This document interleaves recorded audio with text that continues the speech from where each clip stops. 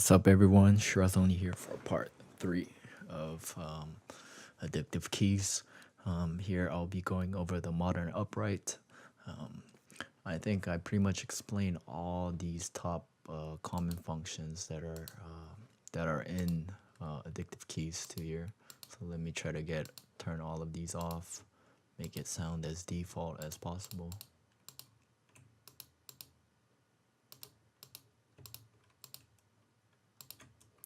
All right. So let's get started with all the different mic techniques that are used for upright piano. So like I said before, upright pianos are generally more pop, and they were made obviously to because the grand piano is too big in size, right? So it's made for more domestic, like in the home sort of use.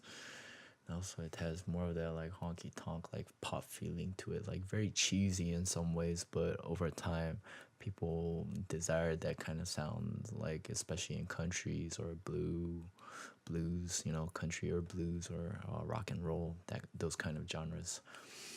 So, it's one of the staple pianos. So here again, we have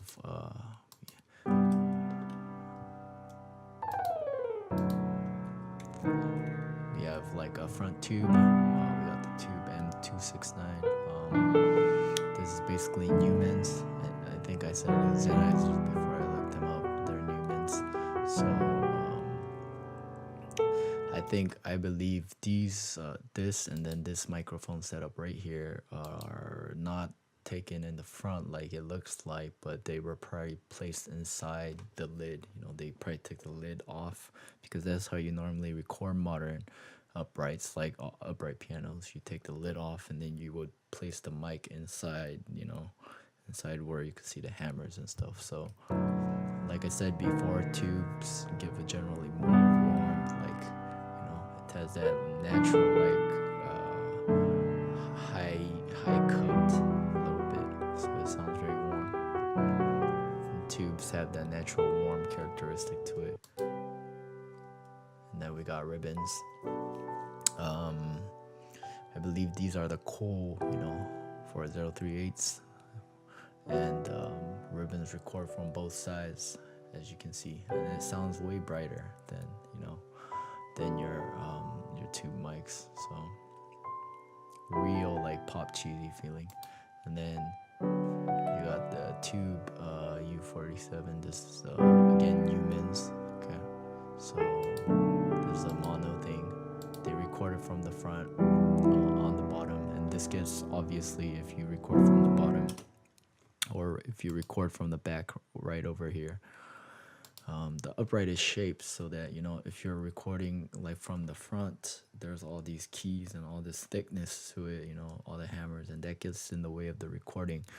But if you actually record it like on the bottom, it has less of that, so it gives a better sound, a more balanced sound to it. So again, the tube, so recognize that warmth. And then you got a ribbon mic in the back right here, another mono. And like I said before, if you record in the back, it gives you or back or in the front under, it gives a very natural balanced sound, surprisingly.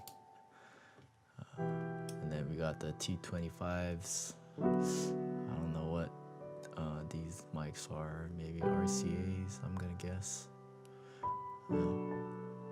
Alright. Or where the ribbon mics were RC, I forget what these mics are.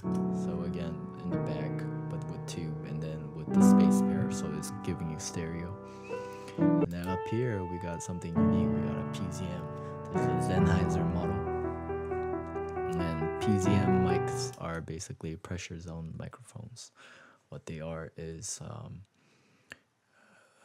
so normally if you record something, then because of the reflections of it, there's a lot of phasing issues that happen as you record with the direct sound and the reflections that come together. There's a lot of phasing issues. So what you get is you get these mics that are called pressure zone microphones, okay, or boundary mics. That's the correct term. And you either place them on walls or you place them on the floor, so that actually there will be none of that reflected sound, because if you think about it, if it's on the floor, if it's on surface somewhere, then there's nothing to be reflected to come, you know, like the reflected and the direct sound is pretty much the same thing. So you get that, you get less of the phasing issues, you get a very clear sound. But on the other hand, you have to place it on a good surface, and you have to and it doesn't have much of that direct sound because you have to put it at a certain distance, you know, more atmospheric. And then we got the, you know, the ambient ones. I'm gonna guess these are Sures because they're SM. So you got two microphones as an ambient. So like always, just mix it up, you know, mess it in together, and then you guys can see how it is. As for the rest, it's pretty much the same. You know, you got, like I told you guys before, you have your, you know, you have your timbre effects, same as the grand piano.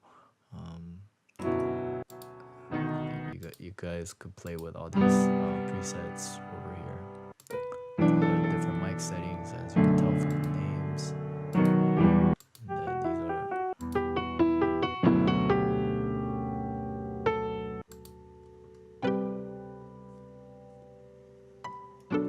Alright, so I hope you guys enjoyed this tutorial. Next tutorial is gonna be on Mark 1 and the electric grand, and the one following after that will explain one following after that I will explain the session settings. Peace out. All right.